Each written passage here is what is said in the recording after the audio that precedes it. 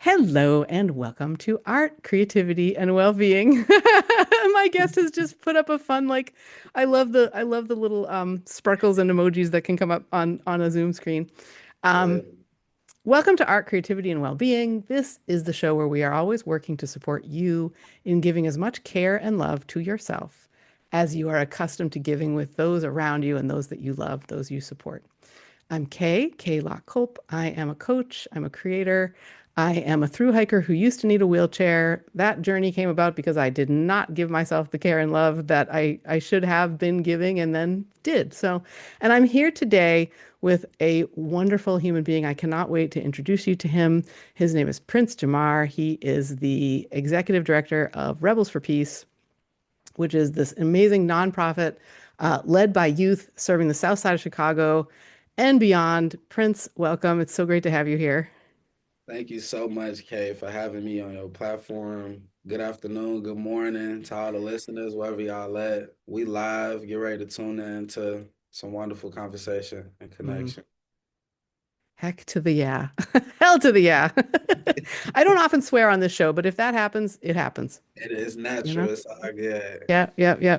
I there is a beautiful uh school, call it a school, I guess, for high school age kids Mhm. that I've been affiliated with for several years now, and located in the Boston area of Massachusetts. And they have this wonderful rule, which is um, you don't use mean words, and any word could be a mean word. So Mm. like, go ahead and swear. You like express yourself, but don't be mean, right? And Right. that felt like so good to me to be able to say, well, all right, I can do that too. I have permission to do that. Right. It's not like it's in a negative or derogatory way. It's just Yeah. expression. Yeah, I know a lot of people that operate from that freedom to just create that type of space, to not Hmm. set like a boundary on the mind. So Yeah, yeah. When I asked you what it felt really good to you to be able to bring in to today's conversation, you said something lovely, which was that you'd love our listeners to know who you are, um, and other sort of along that line, like who you are, who Rebels for Peace is, what you do. And I wonder if we could start with like sort of who you are, how, and maybe even how'd you get here, I feel like. yeah. Well, who am I? I'm Prince Jamar. I'm a visionary. I'm a community leader. I'm now executive director. I'm a brother. I'm a son. Um, I'm a contributor to society. I'll take y'all back to the beginning. So I come from um, a strong mother named Crystal Burns, who Mm, had me when she was 17 years old. Uh, grew up very loved um, and appreciated. Grew up protected.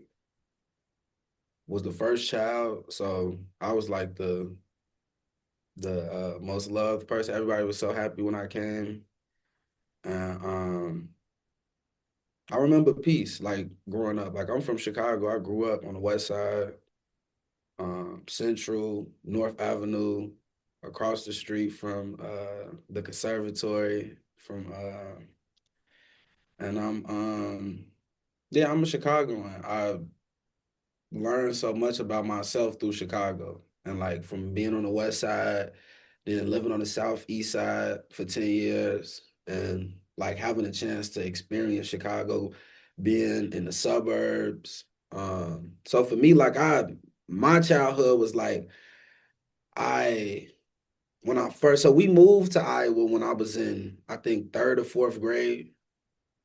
So I lived in Iowa for 2 years. mm, Then when I came back to Chicago, we was in fifth grade.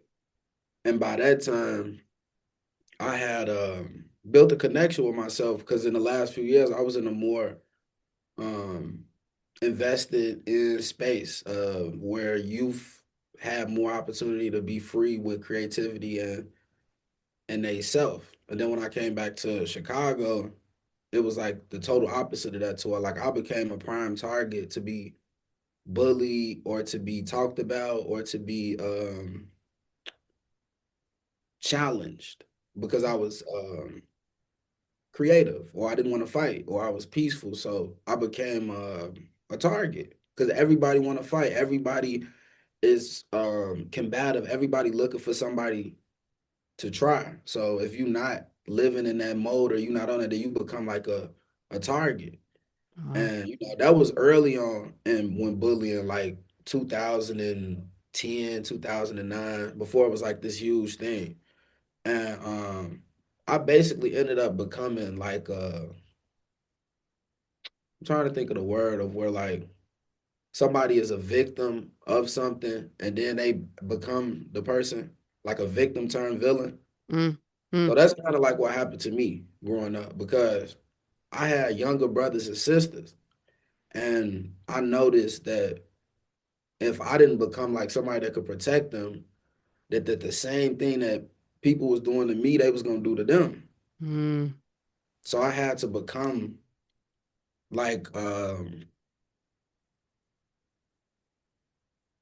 I had to become who I wasn't mm-hmm, to survive. I heard Dave Chappelle, he was talking about it like, well, you have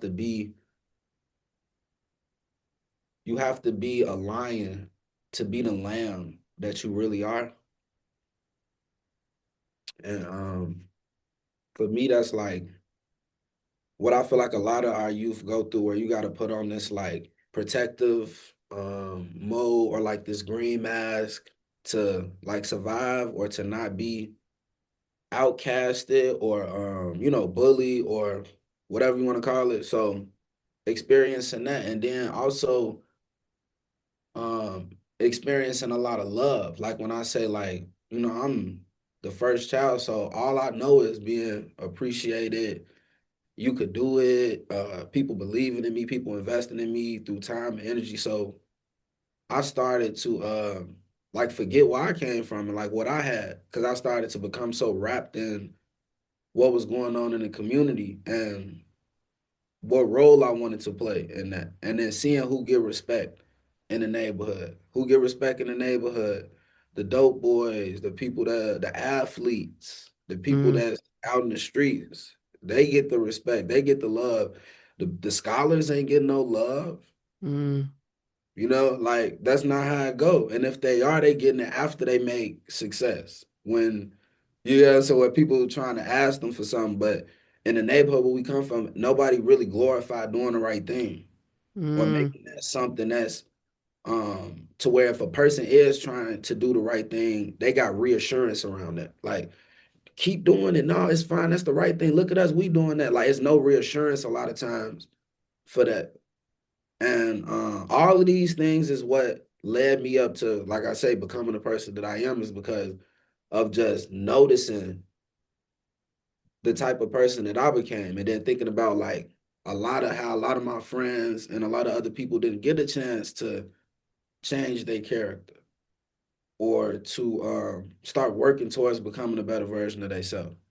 And that's just the thing. Like it's not a lot of opportunity for growth a lot of time because a lot of it is just survival. So for me growing up in that neighborhood and growing up in that space, I really had a lot of sympathy and stuff at first. But then like I say, I ended up just turning into a bully or a person that couldn't be messed with. Like you wasn't gonna come and be able to talk to me and handle me funny without it being some type of reaction. So then I mm, became extremely reactive, fighting, talking about people, whatever it took for me to prove to somebody else that I wasn't that or that I couldn't be bullied or that I wasn't, whatever you want to consider. So I started to fight that. Like that became my whole life around like proving to people that I mean, I don't know if it's tough. I don't know if it's can't be controlled. I was a rebel. mm, That's really what it was. I was a rebel, and you couldn't tell me nothing. Could nobody tell me nothing. It wasn't nothing that could help me. I was already good, and it really capped me Mm, and where I was. So fifth grade, I take out from fifth grade, and then when I got into like early elementary, I was a trouble student. So I've been kicked out of like four elementary schools. I mean, two elementary schools, four high schools. So I got kicked out of high school a lot of times. wow. And that's what led me to going to different neighborhoods. Like I was able to go live with my auntie and go to Donners Grove South. So then I went to the suburbs and I got to see like a whole different side of education and life. And then the same thing, actually, before that, I went to the suburbs eighth grade year when I got kicked out to graduate. Mm, So I started to see like, different areas. But when I went out there, I wasn't ready to be in the suburbs yet. So I was getting in trouble out there. And then from there I came back to the city. Then when I got kicked out of the last school, I ended up going to Naperville. So when I went to Naperville North High School, that's like the second and third high school, like ranked out of every high school in the state of Illinois. That changed my life on the foundation and the structure that they had to guarantee that 99% of their students passed, regardless of their circumstances or their skills. It kind of like threw me off when I was where I come from, where a lot of us don't graduate, a lot of the systems don't match that. So I couldn't understand like how is everybody out here graduating, no matter if you're a scholar, no matter if you don't really care, you sliding through, everybody passes. And I'm like, like what's going on? And it's because of the infrastructure. So I started to see like how much they invested in their community and their education and how they had different departments in the school to where like the English and the math studies had a whole department where all of the math teachers were, where all the history teachers were, to where if you fell in their class, they gonna go sit down with 10 to 15 other teachers to try to create a plan to help you pass. Like a whole different way of thinking when it comes to making sure and ensuring that they students graduate. How much intention is that for one student or for one classroom? So coming from the opposite of that, where in the South Side, on the West Side of Chicago, we don't have those resources or them investments to where that 99% is guaranteed. It that was like the first thing that like was like a fire in me. wow. And then I ended up graduating. And then I went to Mississippi. So I was in Jackson, Mississippi for about a year and a half, almost 2 years. I took care of my grandfather till he passed away. And then when I was in the South, that's what really grounded me and helped me just see a different side of myself. Wow. So like that's like a lot of the beginning. Then when I came back, it was just Actually, can we stay at the beginning for a minute? yeah. Because what a, I'm really taken with a child trying to figure out what is my role here? What is going to get me safest? What is going to get my brothers and sisters safest? And what's around you is lots of messages about like how people stay safe, how very like unhappy people try to stay safe, right? Yeah. And so you try to do that too.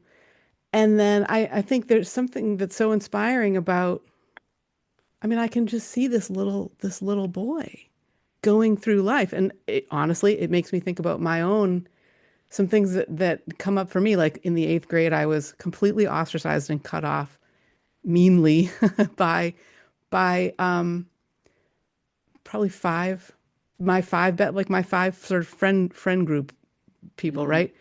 And and then I went to summer camp. So I spent a year basically suffering, I think is a good way to say it. Off, feeling like I didn't have any friends, going Hmm. to the gym to try and like hide because I didn't want to be sitting in the cafeteria all by myself, kind of a thing, or afraid that no one would want me at their tables. And then I went to summer camp. And at summer camp, nobody knew what had happened to me at school, right?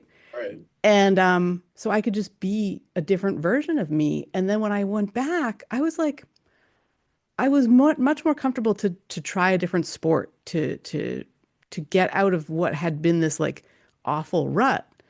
Um, and those think the one of the things that's been really interesting about that is those people who had done that. Some of them are my best friends. Like one of them was my maid of honor and I was hers when we got married. Like because we all in the recovering from that, like they were playing roles too. Like one of them not only apologized but then went on in college to do an intensive semester long study of why girls treat each other the way that they treat each other.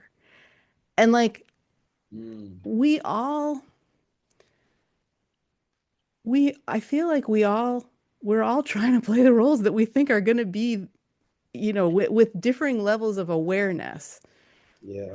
that we think are going to keep us safe or that are going to help. And I think what I'm really inspired by with your like life experience, Prince, is the idea that you could look around you and go, "Huh, well, this is different. I'm going to try this now." Like, and same with me, not with perfection, but to be able to be aware and learn from the mistakes and take the learning and kind of keep going. It's so inspiring. And it's challenging too, because um a lot of times when something happened to you, whether it's like somebody calling you a name or somebody treating you some way or somebody putting their hands on you and you working towards like you working away from that, it's easy for you to justify or and have a reason to fight or have a reason to like it's extremely hard to rebel against negativity in a negative space. Hmm. Like it's extremely challenging. And that's what like the biggest difference of my life is now to where since being a rebels for peace, since being a rebel for change, it's not like people like I haven't still had situations where people have challenged me or put me in uncomfortable situations. They're like I still have to rebel against negativity today. So that's a lot of things what I be trying to explain to people like when you choose a lifestyle of peace or healthy foods or mindfulness or whatever, that doesn't mean that life is just going to be peaceful for you, or you ain't gonna have to choose peace. You still gonna be put in situations where you're gonna have to actively choose peace, or you're gonna have to actively not eat the desserts or the cakes or whatever is gonna be here. Like it's not like whatever you're going against is not gonna stop happening. And that was the biggest thing that I had to realize in my journey is that I thought when I became peaceful that everybody was gonna be peaceful. Like I was like everybody gonna be like, and it's like no, that's not. And then if that's your reason for doing it, then you could easily revert back to your old self. So just remembering to do it for you and do it because you being the change that you want to see, and not for some type of reaction or gratification. Because a lot of times you're not gonna get it. Mm. So that's what I learned. Can you take us into, is there a moment that you can identify where you shifted from being a rebel, just a plain old rebel, as you were saying before, like reacting to where you consciously chose, okay, now I'm a rebel for peace, or I don't know. I would love to hear about how that happened for you. Yeah, that's yeah. I wish it's like it's many stories of one story. It's like Mm, so many different things that led to that, but the main thing was so my mother worked in the community as well. She her name Crystal Burns and she was doing parents for parents with one solution where they were going to different schools in the neighborhood on the south side of Chicago working with parents around mindfulness and creating a safe space for parents to be able to receive mental health resources, have conversations, and have that space, as well as it being brought to them, like to their community. mm, So during that time, I was still finding myself too. So, I ended up going. So she was like, could you come with me to one of the events? I'm like, no. She asked me again, like a month later, like, you should really come to one of the events. I'm like, nah. But then later that month, she asked me again.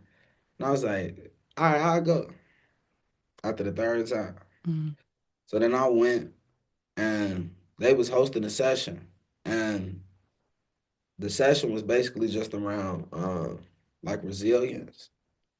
And a lot of people start getting like super vulnerable around like things that they were resilient in their life about, like super vulnerable. Like I can't repeat a lot of stuff that people said, but it was just getting to that point to where like everybody was free and freeing themselves from whatever they was trapped by or whatever was holding them down or whatever they were battling. And it was a space that was created for us to be able to do that. And after that, it was just like, you know what, I want to do this. Like I want to be a part of this. I want to, because I always been the type of person that people come to for counsel. Like before any, like I always been a go-to person that if anybody in my life got a problem, I'm the person they call. I mm, always been that person, but I wasn't helping myself. So that was the problem. I wasn't always the person that was helping myself and helping other people. And that's what the biggest shift was for me, where I was able to start helping myself and focusing on myself. Because after that, that day I ended up bumping into Eric, and he didn't know that my mother was who she was. And then once that happened, we ended up having conversations. Um, and then, it just spiraled from there. As far as like with me and Dejan, our relationship, the Rebels for Peace idea starting as like an idea of like a identity, identity meaning like what is a Rebels for Peace? A Rebel for Peace is somebody who rebels against the norm or what's going on in a community or in a household that's not positioning them to become the best version of yourself. So if it's a lot of violence in your neighborhood, you will want to rebel against that. If people throwing trash in your neighborhood is, destroyed, you will want to rebel against that. Whatever it is that's you come from a family to where maybe your family don't have the best relationship amongst each other, you want to rebel against that. Whatever it is that's not creating the ultimate solution or working towards becoming the best version of whatever it is, we want to challenge that and give youth and other people the opportunity to do the same thing. Like two young black men, 18, 17, on the south side of Chicago, standing up and rebelling against all of the violence and all of the negativity that was in our life. Meaning like we can't stop all of the violence. Last night I heard gunshots and I'm just sitting here, four piece, a rebel four piece, visioning what we could do for our community, and the violence still going on. So we can't stop all of the violence, but we can be the change that we want to see. And back then, that's hard, like for a lot of people to feel power in that when you surrounded by violence, you surrounded by nonsense, and you like, you know what? No, I'm gonna be the change that I want to see. It kind of could be overbearing when you one out of 1,000 mm, and you you trying to spread the peace or spread the gospel around what could happen if you look inside yourself.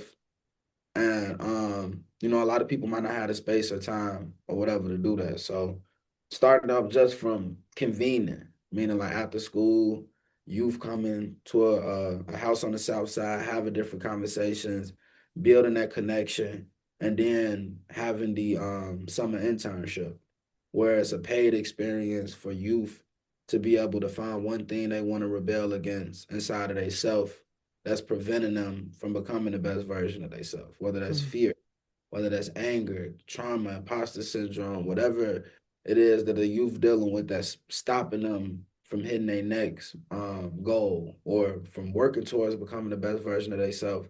We create an opportunity for 6 weeks where they get invested in, because a lot of our youth are looking for jobs and they want money. They also get invested in to see the importance and the value of mental health so that they can then take that with them forward to where they had 6 weeks they were invested in life to be able to see the value of mental health and well-being of self, and Mm. how those reflections are what take you to the next level. Once you conquer yourself and once you understand who you are, then that's how you grow.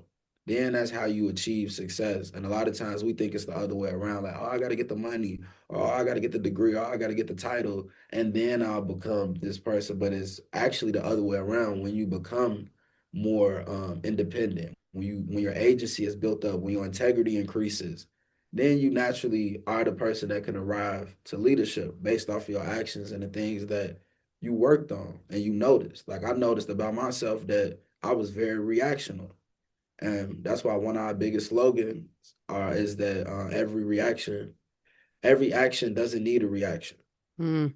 And that was the biggest thing. Like, same thing with Dejan from the South Side, strong young brother who wanted to become a better version of himself from what he came from and what he's seen in his life. Because we got two totally different backgrounds. That was Mm. why we were so connected, because he understood where I came from and I understood where he came from. Even though we come from the same place, we grew up differently. So differently. Yeah.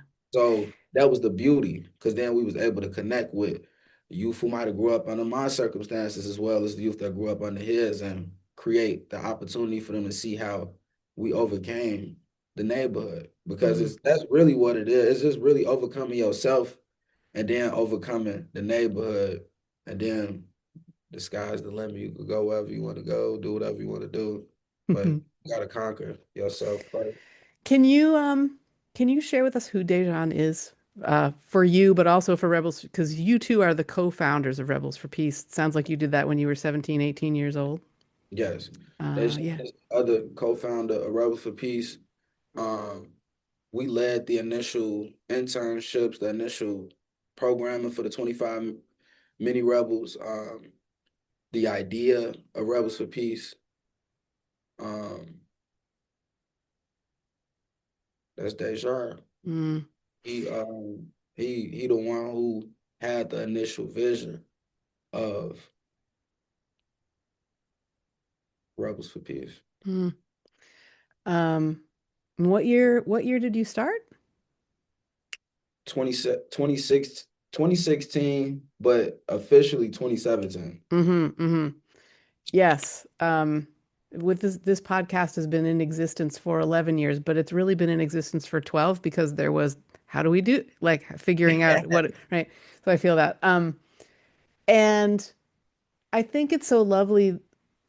Just thank you for sharing with us how it happened in the sense of you went with your mom to something that she was doing and you saw people being so vulnerable and you met so Eric, can you share with us who Eric is? Yeah, so Eric is also the co-founder for One Solution Global, as well as my mentor. Eric is an amazing man who believed in Dejan White and myself, as well as Mara, his wife. Those two believed in us. They're my initial um, sponsors. Those are the Mm, people who seen Rebels for Peace 9 years ago and believed in the vision and invested in opportunities for us to learn, for us to be able to develop character. And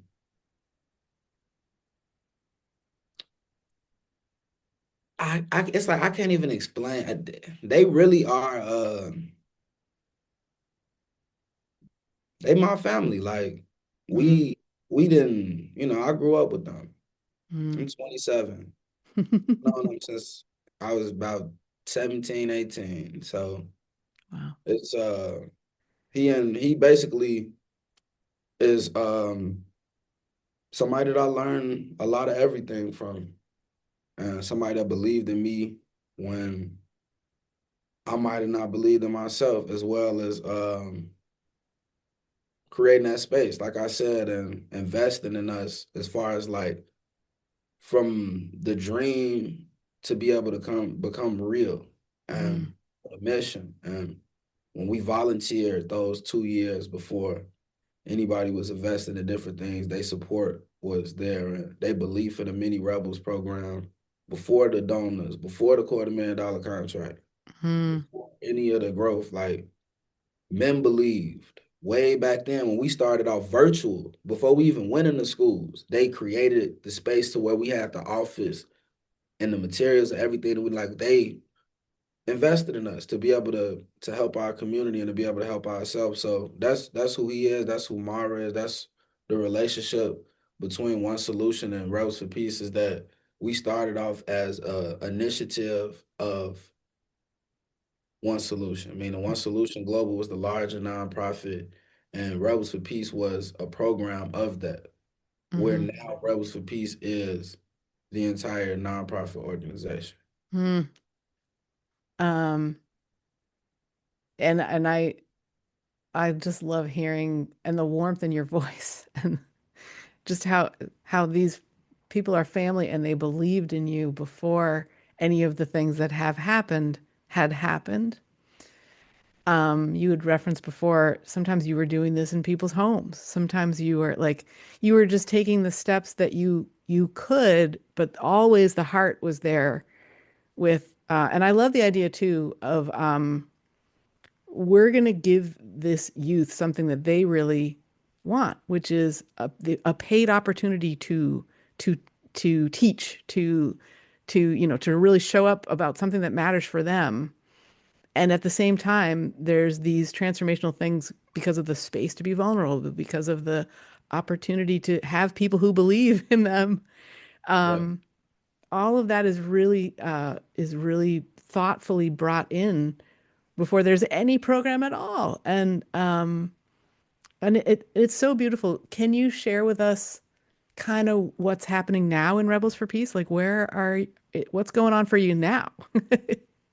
Well, now, like I said, we volunteered for 2 years, serving 200 students in Harold Washington and Arthur R. Ashe Elementary, our two alumni schools here on the South Side where we started. Um, and since then, we've scaled up from two schools to six schools, 600 plus youth, primarily focused on young Black men in the beginning, giving our young brothers the opportunity to have that space to feel loved, to be taken out the classroom and prioritize. Like we come in for y'all, and we're gonna have a conversation today. We're gonna be real. We're gonna be vulnerable. We about to upgrade ourselves. We about to deal with our emotions and in a fun way and in an engaging way. And then the young ladies, what about us? We want to be rebels for peace. Wow, that's I awesome. said, well, we gotta get some women facilitators then. But before we did that, of course, we still worked with them, but we knew it would have a better effect if we was able to have young ladies that resembled them and that understood them like how we understand our young men. And Mm, that was the first priority. So, like I said, we got the $250,000 contract, and we wanted to fill in all of the voids and gaps that we wasn't able to reach when we were volunteering. So we went from just serving the young Black men to including our women, to including our ELL, which is our English language learner mm, students, our bilingual students, to make sure that they able to no, I'm sorry, not our bilingual students. We had hired bilingual facilitators to ensure that our ELL students were able to be served. hmm. So, and making sure that every area that there was a gap was filled for our youth. And as well as hosting the summer internship, this is going to be our 10th year that we've been Wow. hosting a 6 week summer internship for 16 through 24-year-olds. So where we are now is I'm having podcasts in Scotland and everywhere in the world. Can you remind me where you are again? I am in Thorndike, Maine, a very tiny town in Maine. Yep, yep, In Maine yep. and New York. We'd have been in the UK. We'd have been to Portland. We'd have been to the Congo in Africa. We'd have been to California. We'd have been to Florida. Wow. We'd have been, and the Rebels for Peace have been around Hmm. since that idea, since that spark. And the biggest thing I want people to take away is that take care of yourself. Focus on yourself. Love yourself. And then when you do that, that's how you create Rebels for Peace. That's how you create something magnificent because when you see the value that something has on your life or the drastic effect that you were able to have from a workout plan or a mindfulness technique or whatever it is that changed your life, you want to give it to other people. Like that's life. Like the moment you find something that helped you, you want to pass it along. Yeah. Religion, a book, uh, food, Yep. recipe, Yeah. Yeah. whatever it is you create, that's what you want to pass it along. So invest in yourself, love yourself, so that your mind can have that space to create. And then through those creations, that's how you got Rebels for Peace, where two young brothers beat the odds of where we were supposed to be by 25. And I'm now 27, an executive director. Wow. And all of the odds of or the statistics saying where we supposed to be or what we don't supposed to be, and we rebelled against that easily, with Mm. effortlessly, honestly.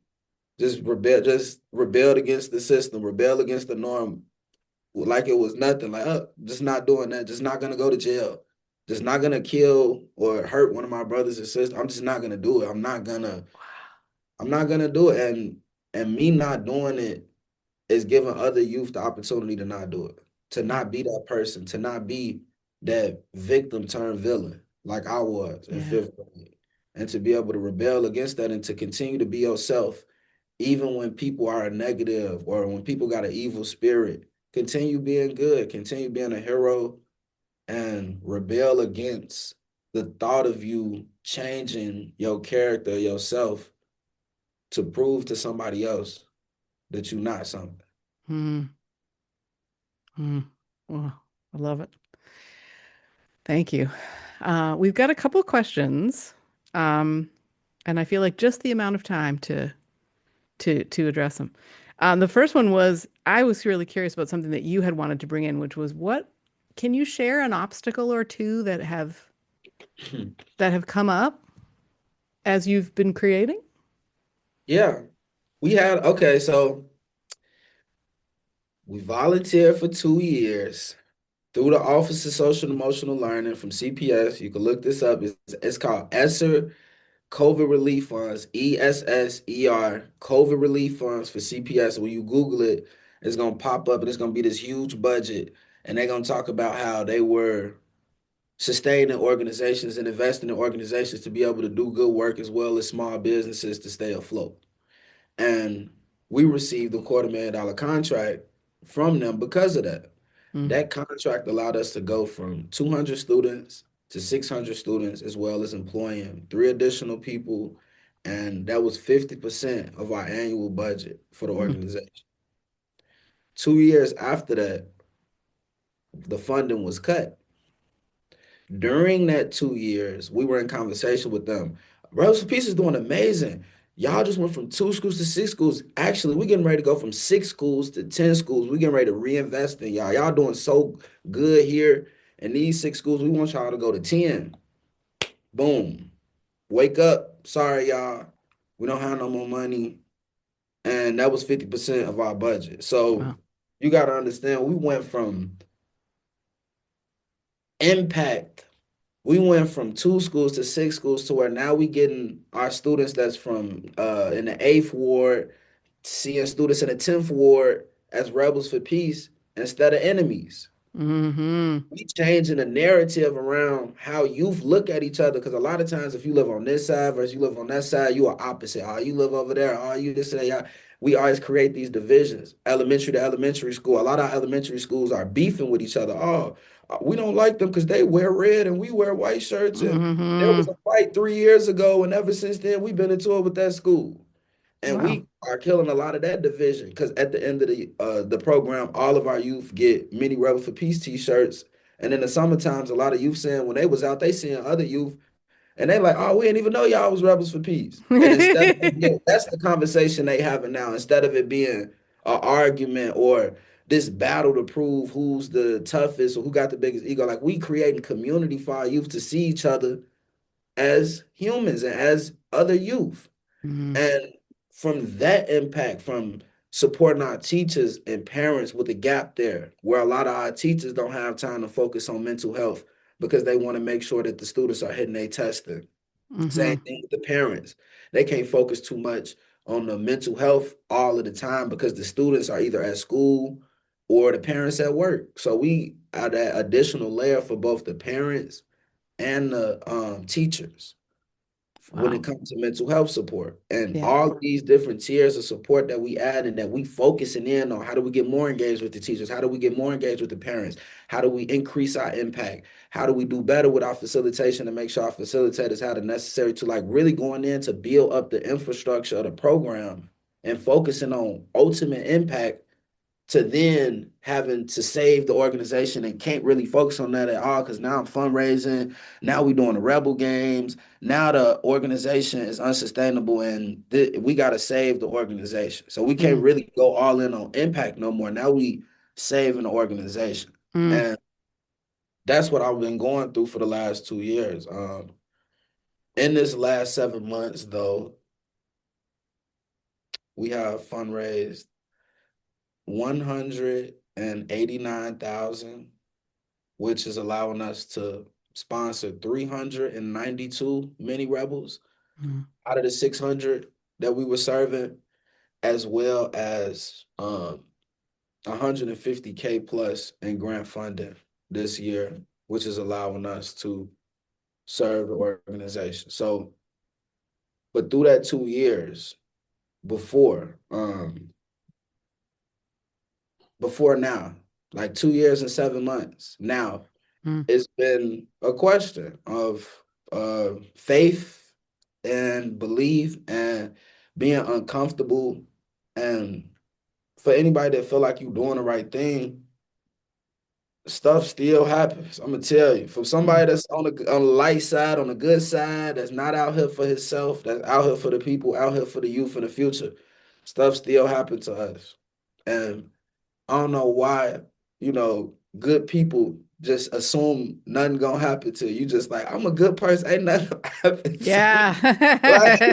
I ain't why would something happen to me? Like, and it does. And when it does, don't allow that to or question your character, who you are, or what you're doing. Just know that's a part of life because that's what affected me the most. I was just like, I got a relationship with God, and I'm like, God, like, what's going on? I'm out here. I done gave the last 9 years of my life to this. I done gave my youth to this. Mm, I didn't sacrificed my friends and my old lifestyle for this. Everything on the line, relationships, anything that I had to rebel against or get away from to help the kids and help the community. I did it. mm, Upgraded myself, like becoming a better version of myself so that I could become an executive director so that I could lead the organization. I did that not only for myself, but for the community. We all could be doing something else. We all could be doing something else. But this is what I want to do. Like this is where my heart at. And when you that deep into something and you lose 50% of your budget, it can it could break you. The biggest thing for me was my team. My team, uh, that was like one of the main reasons that kept me like strong and solid. Like, cause I stopped thinking about myself and started thinking about the team. mm, And and then yeah, just being able to be so um you gotta have faith, but faith without works isn't real. mm, So that's not me. I got faith, but then I get up and then I put in work mm-hmm, and work towards whatever I'm asking for. So, or whatever I'm trying to receive from the universe or from God, and it's like that's what I do. So that's that. But and then in my personal, um, being me. So like the biggest thing I say I battle with last year maybe have been like being the only young brother in a lot of spaces that I be in. mm-hmm, You imposter syndrome, or it could make you feel like survivor's guilt. So mm-hmm. deal with the most? Well, I'm doing well. I'm not hungry or in need of anything, but then I'm still around a lot of brothers and sisters that are, Yeah. even though I worked and worked and worked and worked, and I'm still working to get away from that. You know, everybody don't have the same mentors or the same investments or the same circumstances to be able to do the work or do the things that I did either. So that's where I'm at now. It's like just ultimate gratefulness, where I'm just so grateful for everything. And and yeah, and I'm still seeing it all. It's like if you become free from something, but then a lot of people that you know is still um, enslaved by it, and you Yeah. gotta watch them suffer, Yeah. and you know the answer. One of the answers. Yeah. So that's what I've been going through. Is that it's just being in that state where I just wish I could just wave a wand and allow all my brothers and sisters to see that we are whole, we are loved, and we don't need anything outside of ourselves to be great. There's a an expression that I've heard, which is it's really hard to watch somebody drowning and and know that especially if they're not in deep water and all they needed to do was to stand up. Like it's Mm, so hard. And thank you, Prince, for being really vulnerable to share the goings on. And it really one another question that we got was how do you handle burnout? How do you handle um when it feels like you're just I mean, I can't imagine what it was like for you to suddenly discover that, oh, we were having so much impact and now, you know what, we're not. Like, or whatever version of that. Um, to hear you speak so beautifully on self-grace, on gratitude, on being able to know that you can make a choice instead of reacting, like that's a way of rebelling for sure, right? Um, yes. and I guess, and maybe you've already answered this, but is there something that you might speak to feelings of burnout? Like how have you experienced that? Have you and how do you handle it, you know? Yeah. Well, I've been on autopilot since we started. I'll say the first time I burnt out might have been like last year. It was worth it because it was for the community and the movement. But as far as like my personal health, so mind, body, and spirit, uh, is the key. This what I tell somebody that's burnt out is to figure out what in your mind is burning you out. Because we got to start in layers. We can't just do it as one. So we going you as the whole person, we're gonna start with your mind. So what's burning you out of your mind? Is it work? The family? Is it the future? Is it something in the past that you traumatized about? What's burning you out? Because a Mm, lot of the time it's in the mind. You constantly thinking about something. You constantly pouring energy into something that's draining you. So is it in the mind? If it's not in the mind, it got to be in the body. Let's check the body out. What are you eating? How many mm, times you exercise in a week? Who do you hang around? What are they influencing your body to do? It ain't mm, the body. Let's get to the spirit. Like, what are you doing to refill your cup? Are you religious? Do you read? Do you have any social groups to where you're not isolating yourself and becoming a victim of life because you feel like you're the only person that's going through what you're going through? You're not. It's other people that have similar experience. Are you out in the world? mm, How's your spirit? Is your spirit low to where you low vibrational, you having low thoughts and your energy low?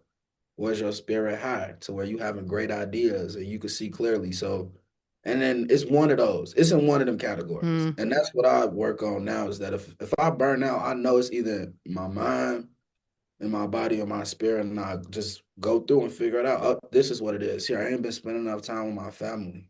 Mm, And that's secretly nagging at me because I'm out here doing all this fundraising, fighting for the community and helping everybody else. But then I'm not taking care of my own family and mm. giving that same energy to home. And So you know what occurs to me too is we are, as we record, you're in this amazing recording studio space that that is also for the creation of music. yes. And that's such a healing. I could just see your face relax, even just thinking about it, right? It's like, oh, it's such a safe space, that space of creation when we give ourselves that gift. So, wow. Yeah, it is. Um, I'm gonna leave you with one. Let me try to see if I can. It's this it's this basically like some words that I had wrote that I would love to leave everybody with. that's awesome. Yes, please. Let me just make sure. It's actually on my other phone. Let me grab my.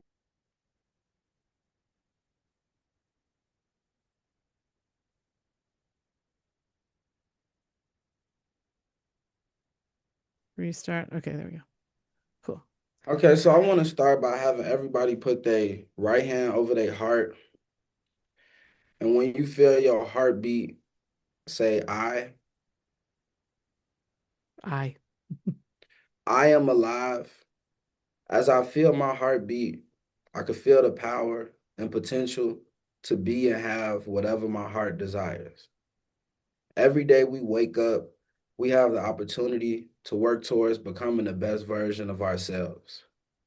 Don't take your heartbeat for granted. You were born with everything you need to achieve your dreams. I'm here today as a reminder you are amazing, you are loved and appreciated. One of one. Please never let a day go past that you don't try to learn something new. Peace and blessings. Prince Jamar. Wow. Thank you, Prince. That's all I got. It is it is enough and it is more than enough. It's so beautiful. So thank you. Uh, Friends, listeners, you can connect with Prince by finding his Instagram or Facebook accounts for either Rebels for Peace or Prince Jamar. The links will be in the show notes. Please also visit the Rebels for Peace website. It'll be in the show notes too, but it's rebelsforpeace.org, right? Yes, Yeah. .org. I sometimes go to this website just to take it in because it's beautiful and it's such lovely work and to read about you all. And I mean, Logan was by the time we hear from you, we will have already heard from Logan and we get to hear from others of you and then all together. I'm so excited about that. And Yes. um, yeah, so that's where you can get in touch with Prince. And thank you for being here. It really means a lot to have you here along listening with us. Um, Prince, thank you so much for sharing this time with us. I am personally going to return to this conversation frequently. Just it's been so full of light and love and peace. So thank you. No, thank you. I truly appreciate the opportunity. Everybody, let's keep working towards becoming the best version of ourselves. Let's Yeah. do it. Yeah. Bye, friends. We'll see you next time. See ya.